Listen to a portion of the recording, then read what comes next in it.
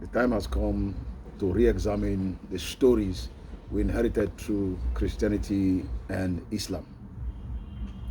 These faiths carried fragments of genuine wisdom, yet through centuries of conquest, translation, and empire, they lost the soil from which those truths first grew. What actually entered into Africa was not revelation, but an edited record, filtered through foreign languages and political motives.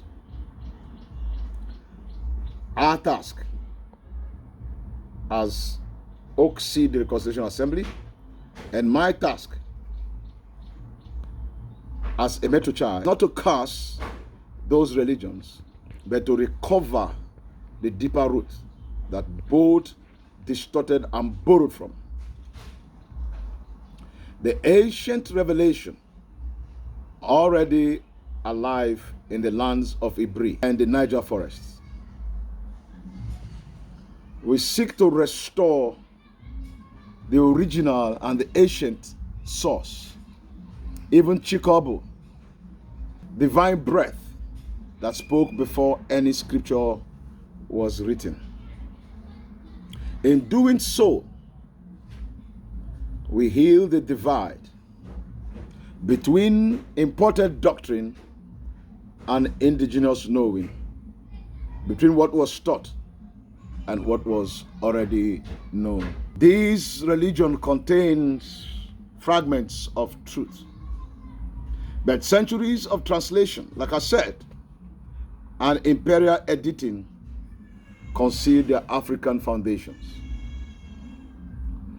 We now return to the living root from which revelation first spoke, our Ibri language and cosmology. What was once divine revelation became institutional distortion when foreign empires imposed their own lens on it. It is time to restore the voice of the ancestors and cleanse the sacred word from dogmatic overlays. Our task, my task, is to deconstruct imported narratives and retrieve the indigenous cosmology that preceded them.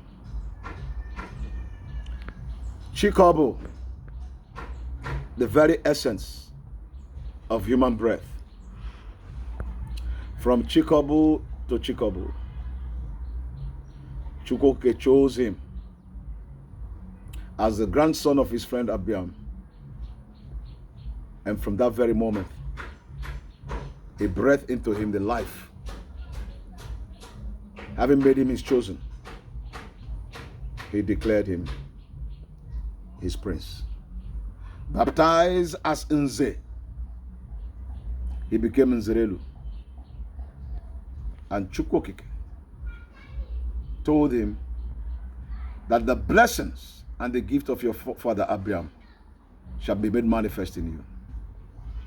My people, it is very simple. The truth cannot be hidden forever. The truth can never be hidden forever. And it's quite very unfortunate that those who have told us things that we thought are true will discover they are not true. They are not true. Like I've said clearly, all the imported doctrines and all the manipulated words, even the overlay which the people decided to bring in, have brought so much confusion on earth.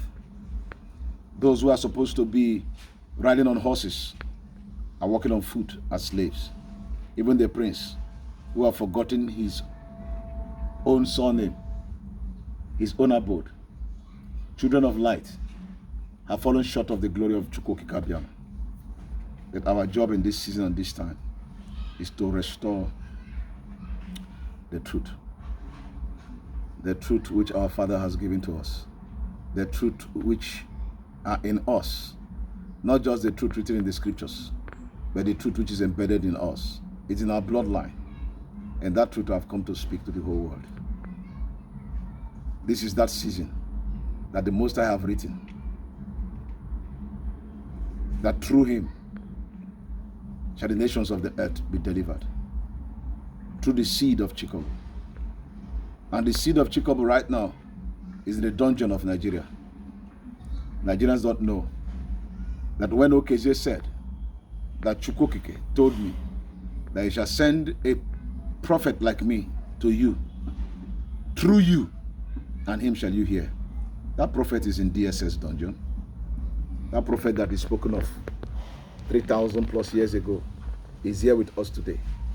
And I urge the world, especially those who claim to be Nigerians, I urge all of you to gather together and let go of the man whom you are holding, Nnamdi Kanu.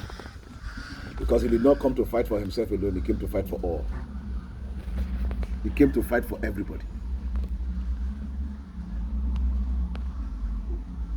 From Ahajini all the way to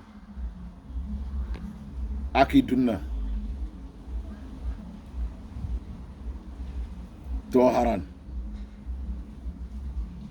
down to the waters, are all the sons and daughters of Chiemelemez Iche Ezedike. We are one people, Ibri Afara. When we dissolve this contraption called Nigeria, we will still come back together again to tell ourselves the truth.